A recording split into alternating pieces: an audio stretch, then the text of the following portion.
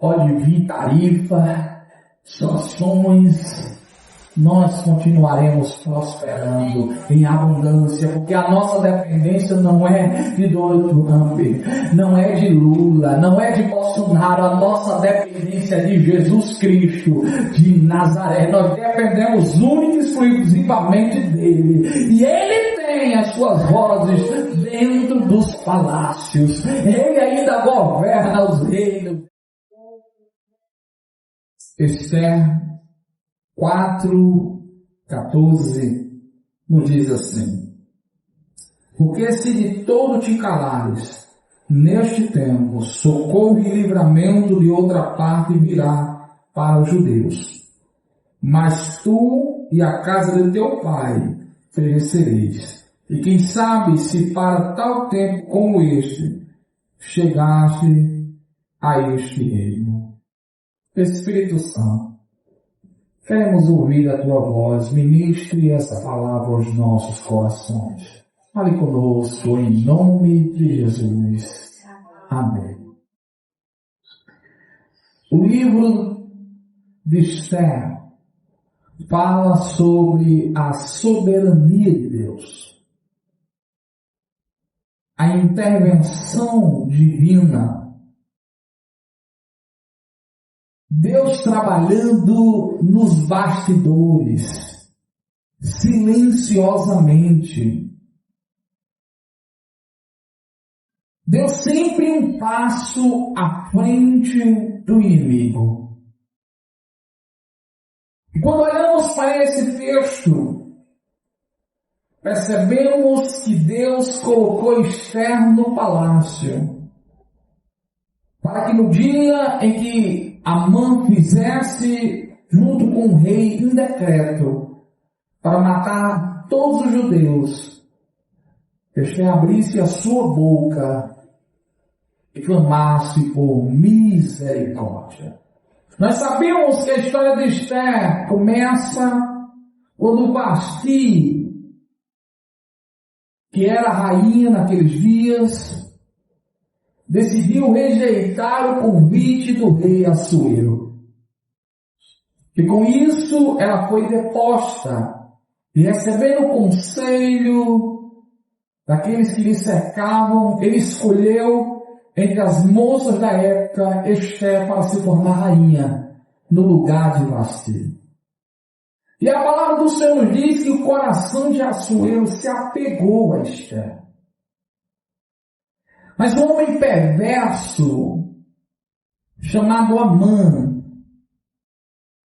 estava obstinado, determinado a aniquilar o povo de Deus.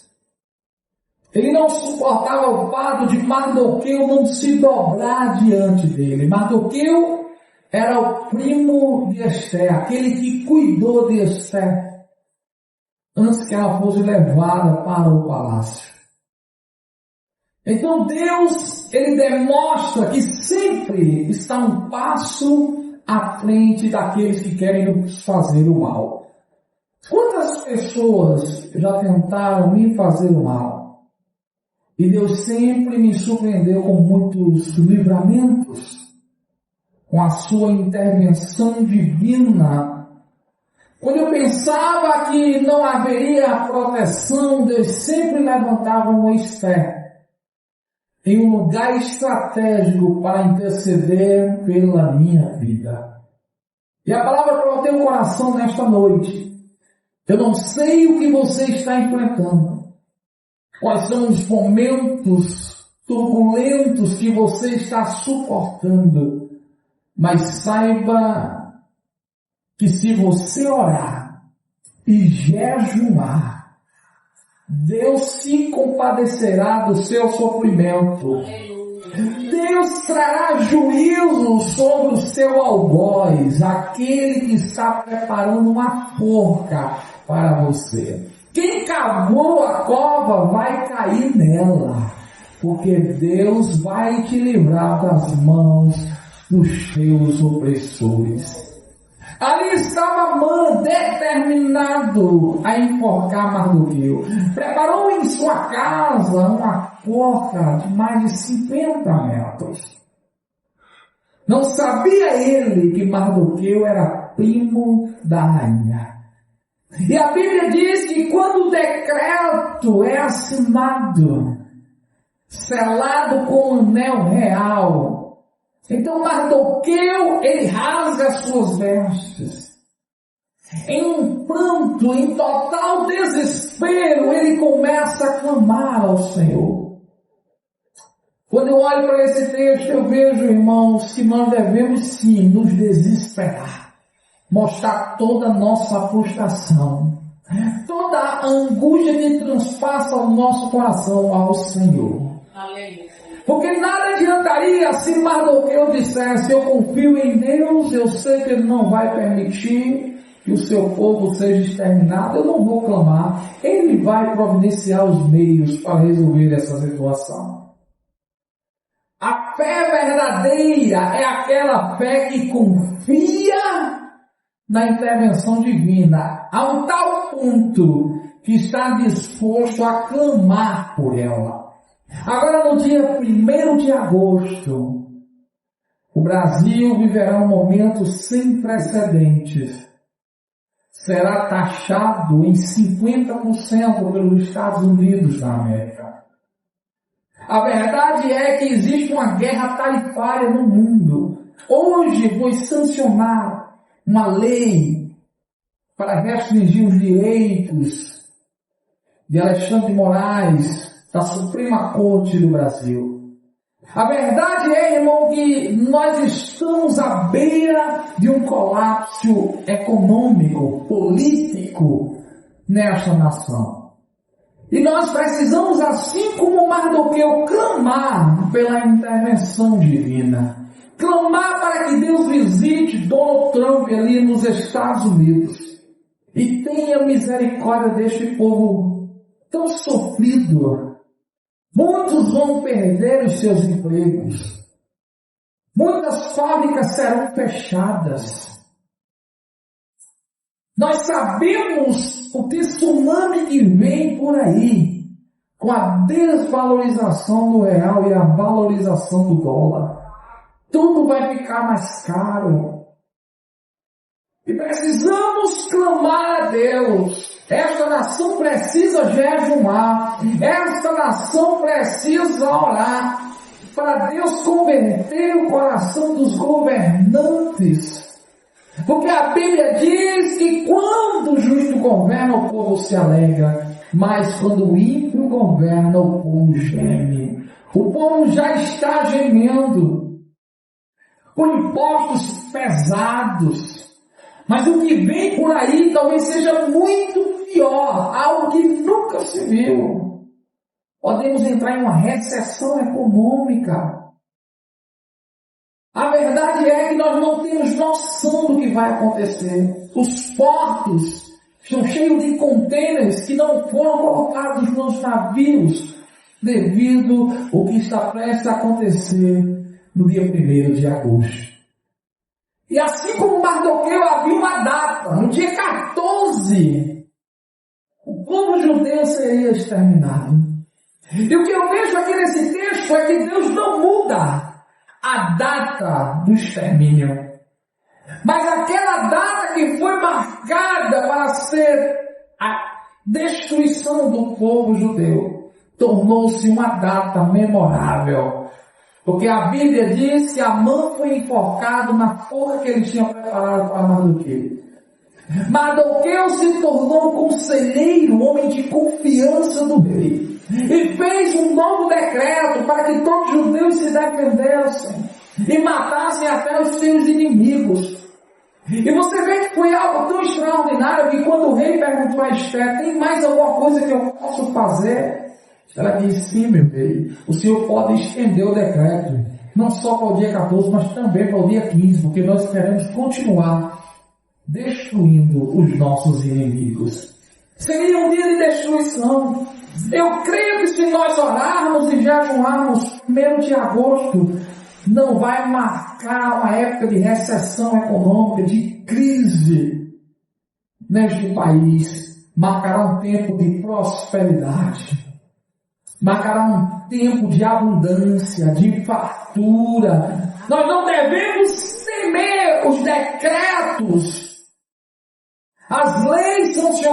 pagadas, as tarifas impostas. Devemos clamar a Deus, porque sabemos que Deus pode intervir em qualquer circunstância. Não fique assombrado com os rumores de guerras. Não fique assombrado com a ameaça de uma crise global.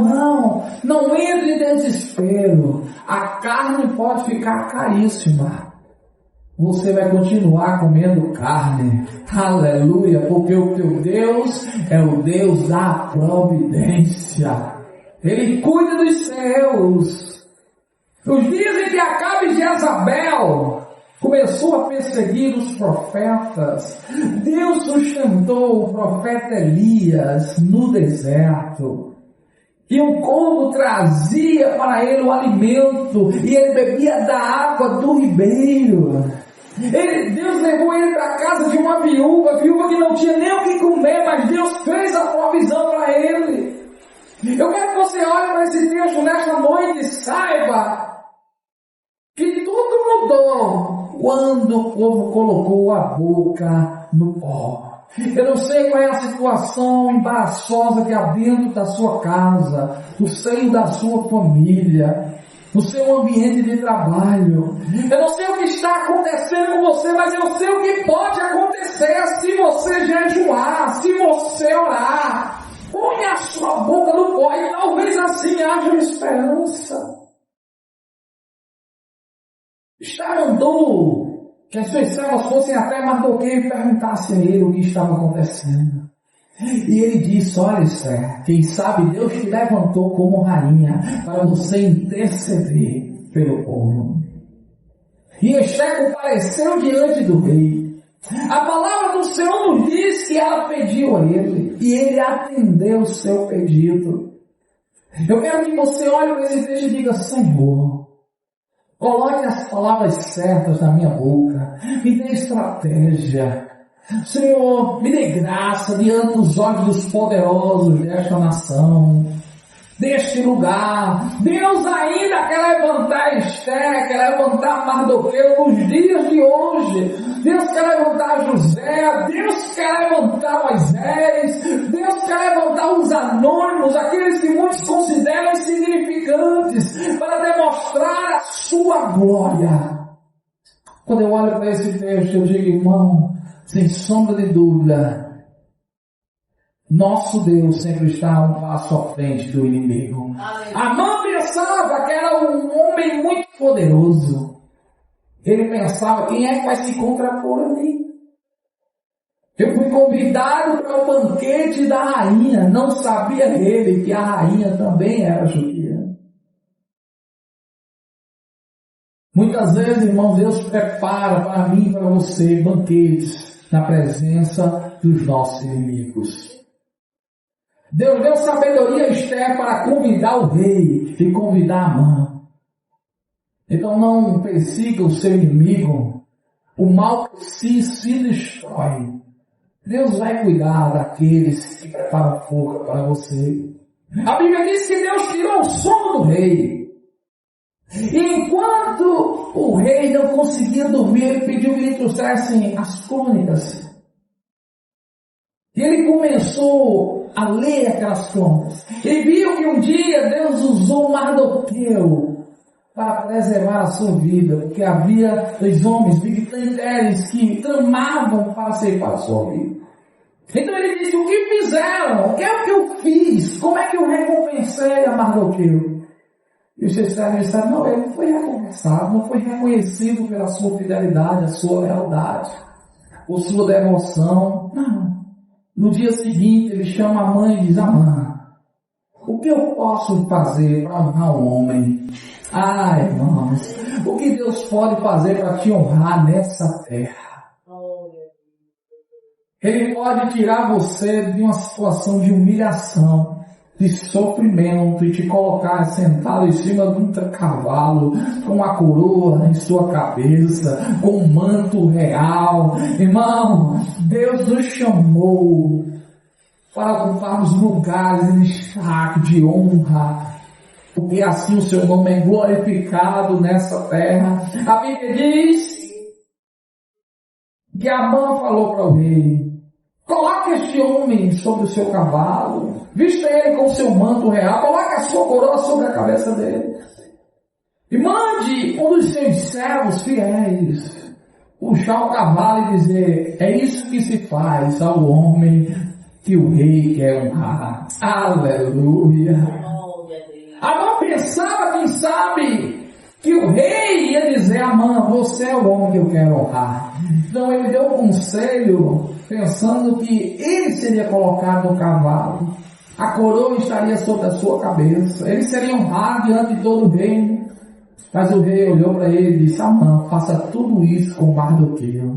Aleluia! Irmão, quem vai anunciar a tua vitória é aqueles que querem te destruir.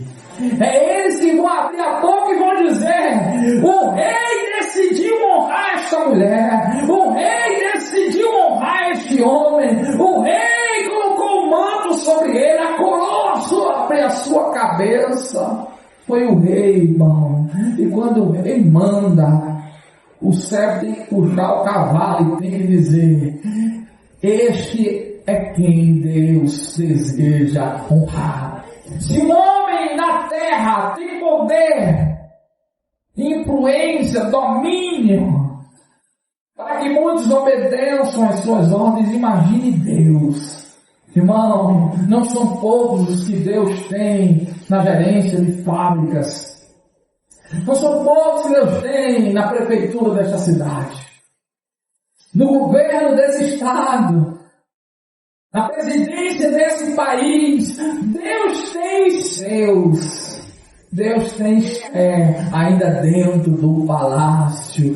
Deus ainda pode ter misericórdia deste povo e na hora certa levantar Esther para preservar toda esta nação. Então vamos clamar. A Bíblia diz que o povo orou, que o povo jejuou durante 3 dias.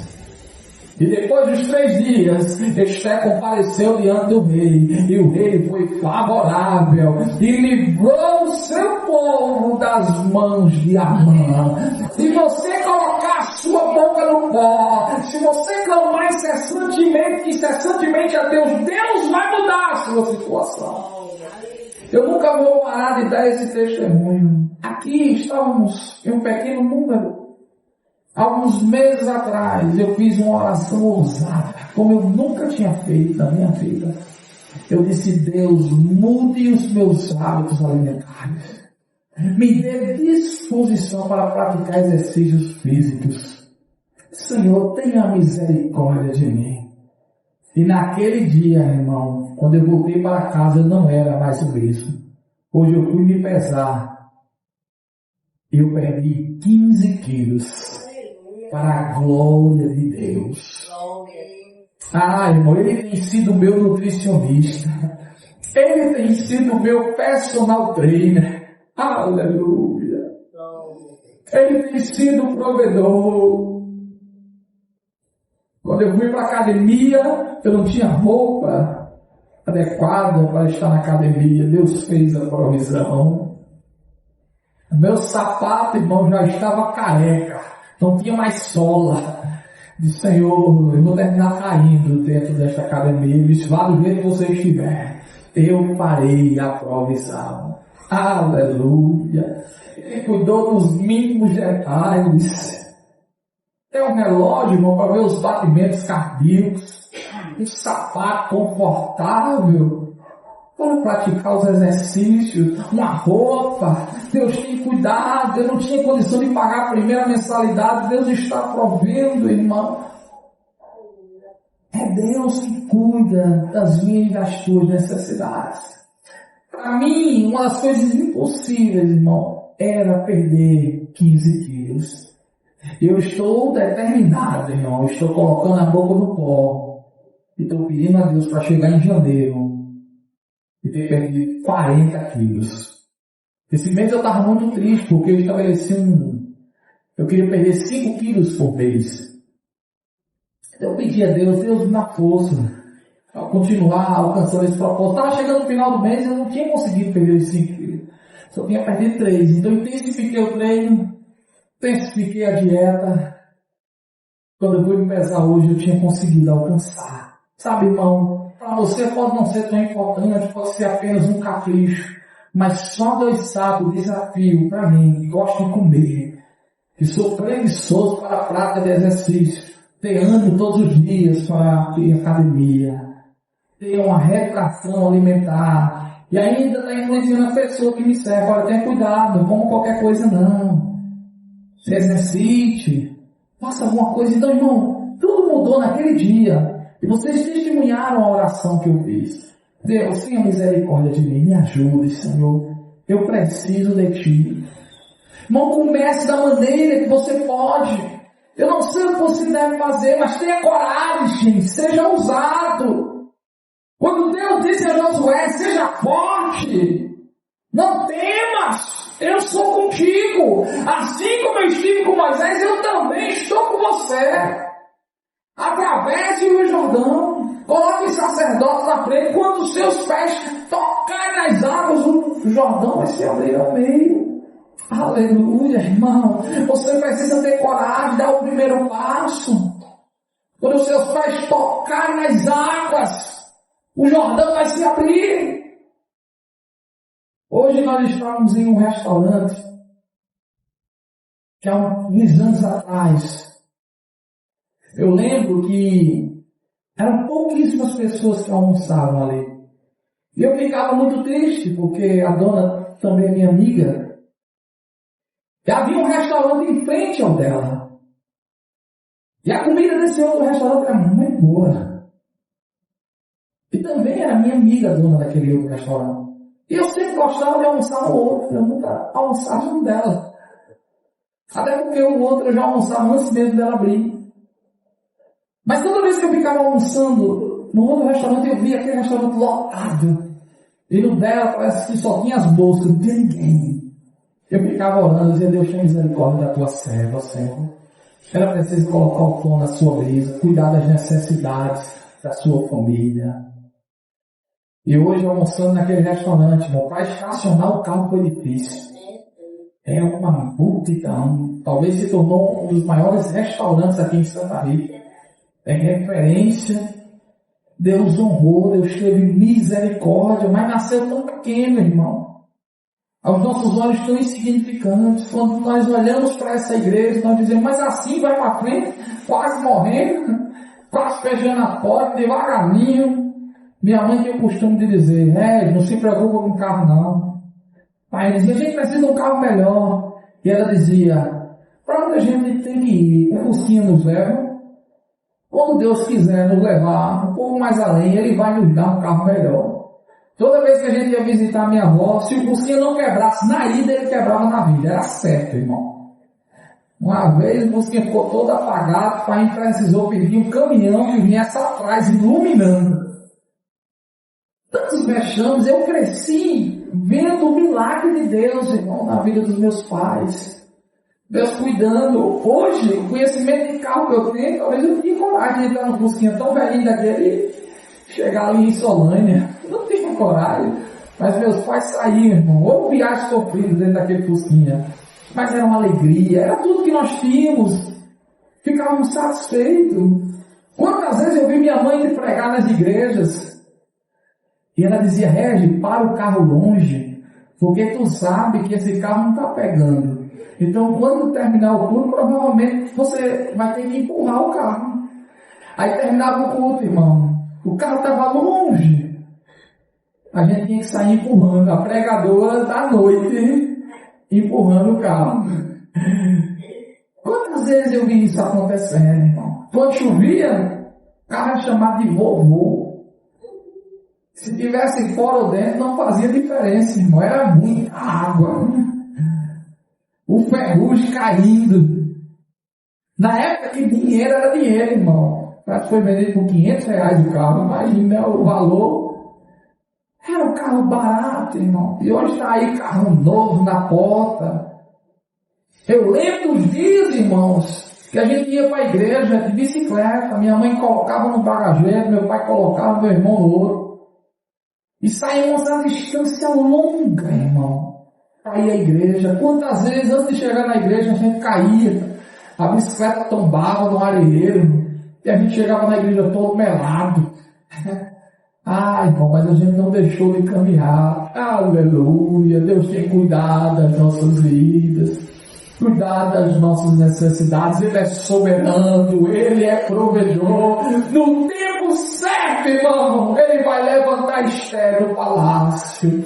Ah, irmão, se você é um Mardoqueu, se prepare, porque Deus vai colocar a coroa, vai te honrar. Ele vai colocar o manto, vai colocar você sobre o cavalo. O rei vai te dar a caneta e vai dizer, faça um bom decreto. Ei, um momento Deus vai te levantar na face dessa terra. Continue na brecha, continue orando, continue jejuando. Um dia Deus te encontra. Aleluia, no momento certo, da hora certa, do tempo certo, do jeito certo, você vai ser surpreendido.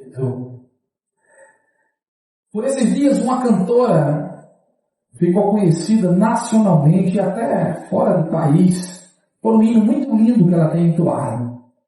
E algumas pessoas adoram através desse louvor. Eu mesmo tenho adorado muito a Deus através desse louvor. Inclusive vou cantá-lo aqui. Mas o que me chamou a atenção é que este louvor Deus concedeu a ela há 17 anos atrás. E durante 17 anos, poucas pessoas conheciam esse louvor. E ela escreveu e entregou esse louvor para um ministério. E eles cantavam, até que um dia, depois de 17 anos, disseram, venha cantar conosco, faça um improviso, acrescente algo aí nesse louvor. E então ela acrescentou um pequeno trecho. Aleluia, irmão. Tem coisas que Deus começa hoje na sua vida que só vão se concluir daqui a 17 anos. Daqui a 20, 30 anos. Tem coisas que não acontecem agora, irmão. Deus começou colocando Esther no palácio. No momento que foi necessário, Deus disse, fala, Esther. Olha o conselho que Mardoqueu deu a Esther. Não diga que você é judia. Quando você chegar no palácio, não revele que você é judia. Deus sabe esconder, Esther. Aleluia, irmão.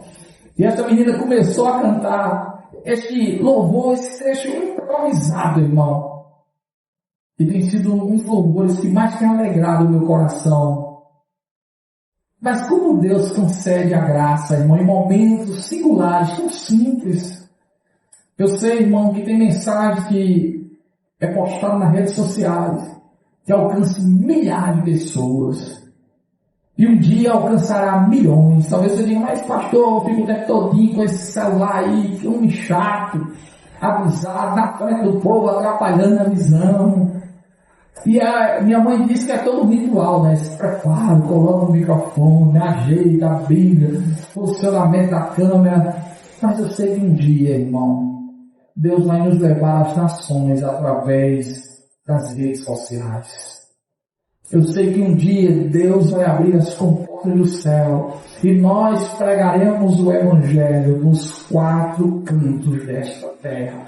Mas enquanto isso não acontece, irmão, nós permanecemos como Mardoqueu, clamando, jejuando, até que em um momento Deus se compadeça de nossas vidas e nos livre da mão daqueles que nos oprimem, daqueles que nos desprezam. Minha mãe sempre conta um testemunho. E ela diz que um dia chegou na igreja, estava chovendo e ela na janela da igreja, nem sequer podia entrar, tinha muita gente. E ela ficou ali ao relento, debaixo daquela chuva. E alguém que estava pregando no púlpito ministrou o seu coração. Disse, olha, Deus ainda tira a cortina e coloca como tapete, pega tapete e coloca como cortina. Aleluia. Naquele dia, em total desprezo, olhando, com os outros olhando assim com desdém, zumbando, ali molhada, ela chegou e ela disse, nunca mais eu coloco os pés em uma igreja. E naquele dia, Deus conhecendo o seu limite, disse, minha filha, aguente um pouco mais, que eu vou te honrar na face dessa terra. Que Deus tem usado a minha mãe em muitos lugares, nesta igreja. Tantas vidas estão sendo abençoadas. Eu que sou discípulo dela, aprendi aos pés dela, assim como Paulo aprendeu aos pés de Gamaliel.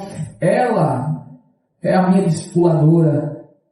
é quem eu consulto nas terminologias bíblicas, na hermenêutica, na homilética, é minha conselheira, minha amiga.